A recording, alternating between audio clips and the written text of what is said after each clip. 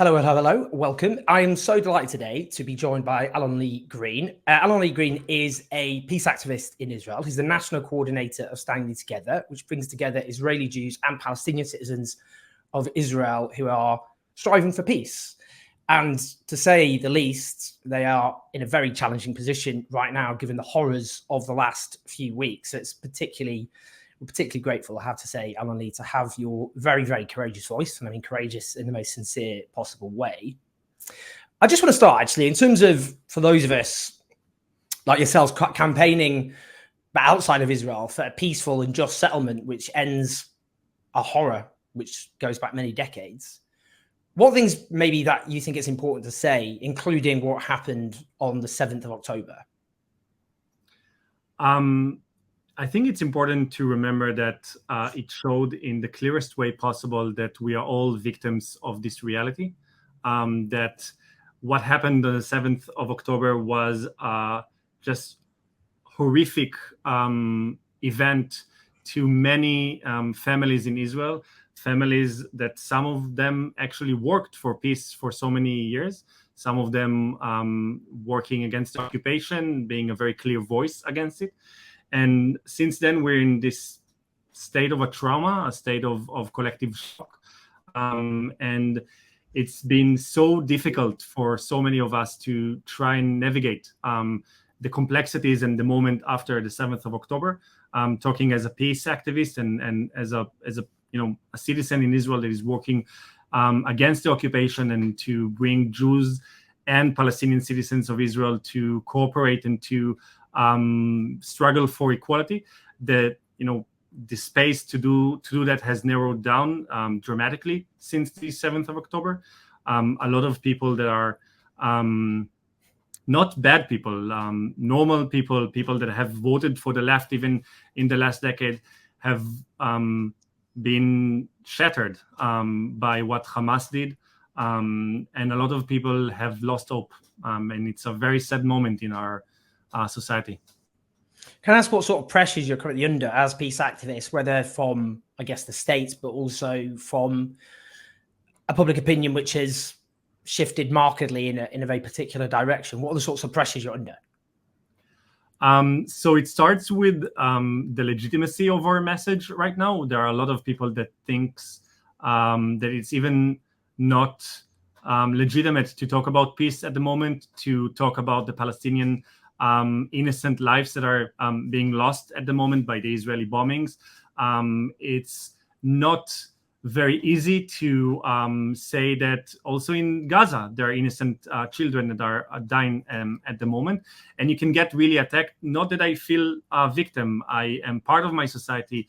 I love my society, and I'm a patriotic person of my interests and my society's interests.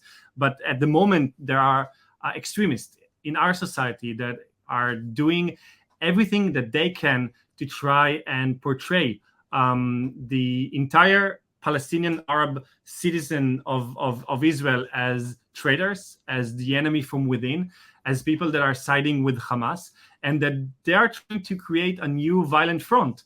They're doing it inside the Israeli society, but they're also doing it in the West Bank.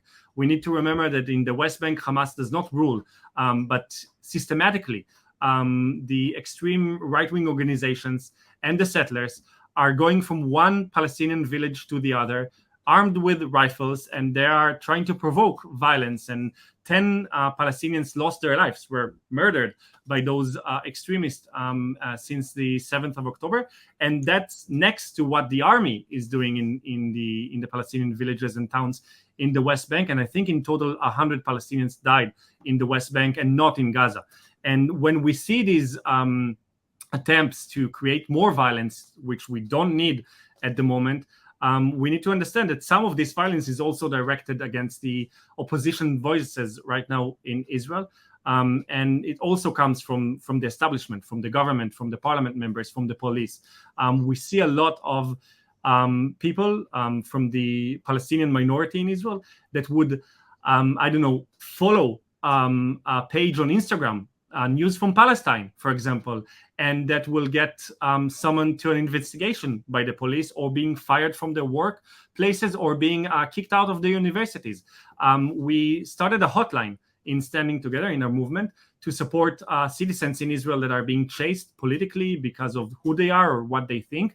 And we get hundreds of messages and calls a day from citizens that are just, being witch hunted. And that's the only way to describe it. And I think it's a widening phenomenon right now.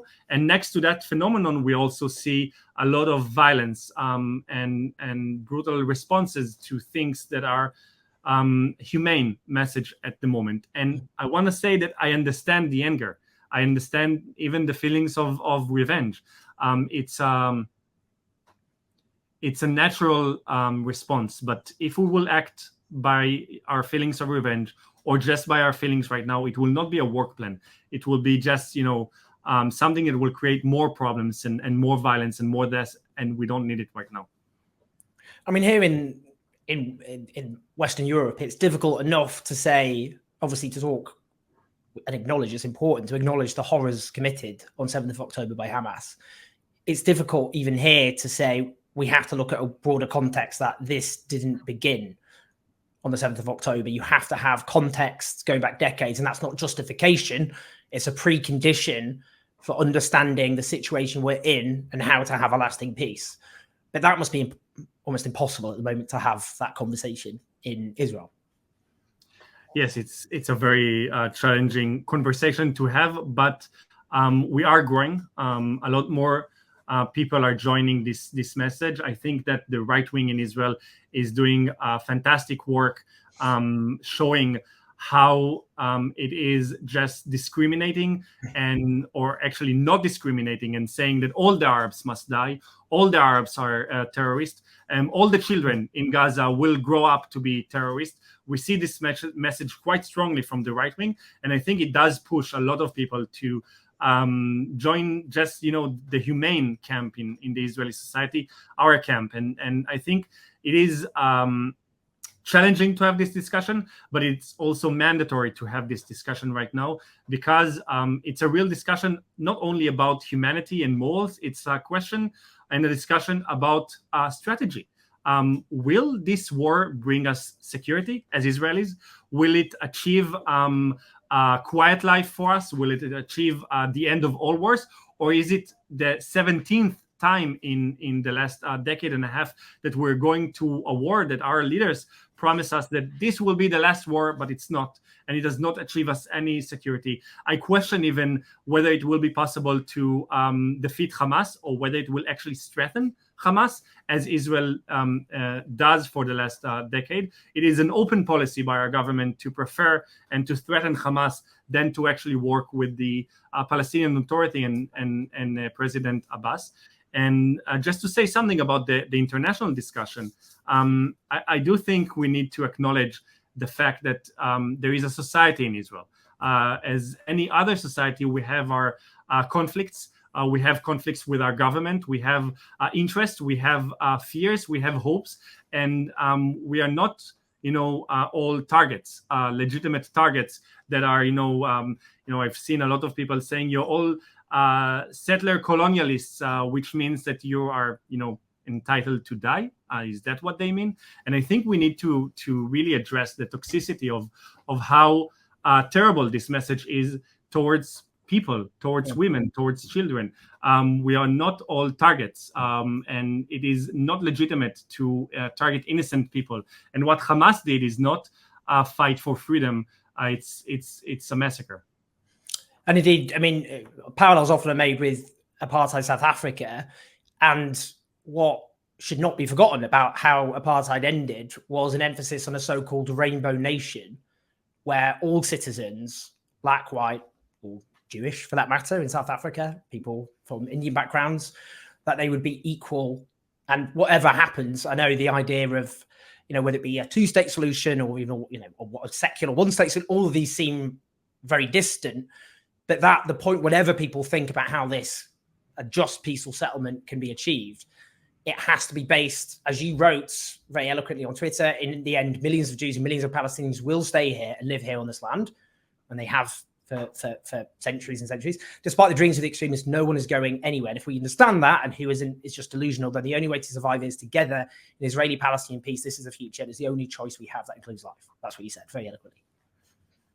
Thank you, and that's a real message. That's the only message that can actually bring us life or hope right now, because some people are delusional in our society, thinking that they will be able to, or we should, kill 2 million people in Gaza, or transfer those people and to relocate them somehow. It's not going to happen, and you can easily forget that there are Palestinians also in the West Bank, in East Jerusalem, in Israel, and in Gaza. And there are millions of Palestinians and millions of Jews.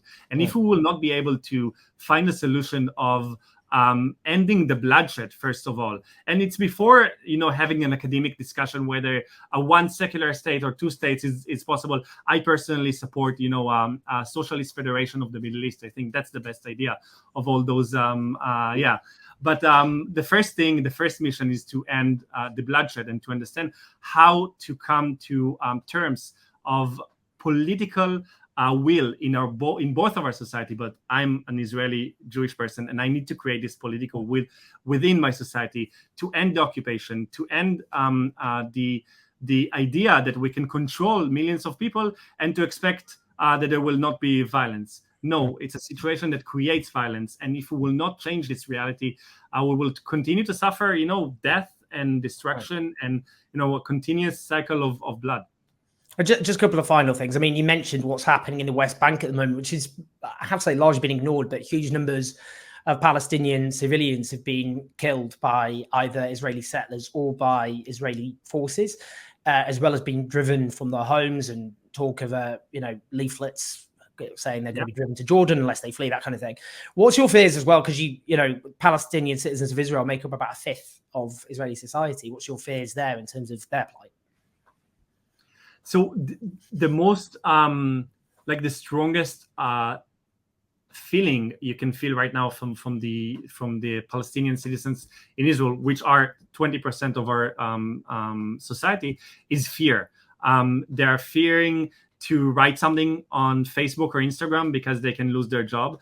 They fear to say that they support peace because it's might be traitorous at the moment. And you see that even the most common response in the last week, which is changing your profile picture into a black picture, just black, even that is being attacked. And that's the minimum thing they did, and also the maximum thing. And it's being widely attacked as supporting Hamas, which is not. It's just grieving for this moment. And it's kind of impossible to be a Palestinian citizen in Israel right now, because if you condemn, you're not condemning enough and you're not saying enough. If you don't condemn, why don't you condemn? If you say something, how can you side with terrorism? It's impossible to drive this terrible existence at the moment. And standing together is trying to be a safe haven for both Jewish citizens and Palestinian citizens, trying to survive this moment together. We have a hotline and we have solidarity watches all across the country, especially in mixed cities. And it's very, very dangerous at the moment because we're sitting on, I guess you would say, a barrel of explosives right now. It's enough to have one spark to see also violence erupting in our own society, in our streets. We've seen in Netanya in the last weekend, hundreds, like a mob of hundreds of people chanting death to all Arabs, trying to break into dorms of a college because 50 Arab students were hiding there. And we acted quickly and we managed to prevent the violence there, but it's so dangerous at the moment and we need to survive, this war. We need to survive this moment. And if we will have more and more fronts, lots more people will die. Alon-Lee, I mean, it's sobering stuff, but also you give us huge amounts of hope. And, the tradition in which you stand is a critical tradition. As I always say, there wouldn't be a left in its modern form without the disproportionate contribution of Jewish fighters for justice like yourselves. And that tradition lives on. And the future for Jews and Palestinians alike depends so much on your tradition, which is why I'm so proud to be able to speak to you today. And you You're full of courage and determination, and I hope everyone shares this video as widely as possible and listens very carefully to what you had to say. So thank you so much, Alon-Lee. Really appreciate it. Thank you for having me. Not at all. Please like and subscribe, and I'll speak to you all soon.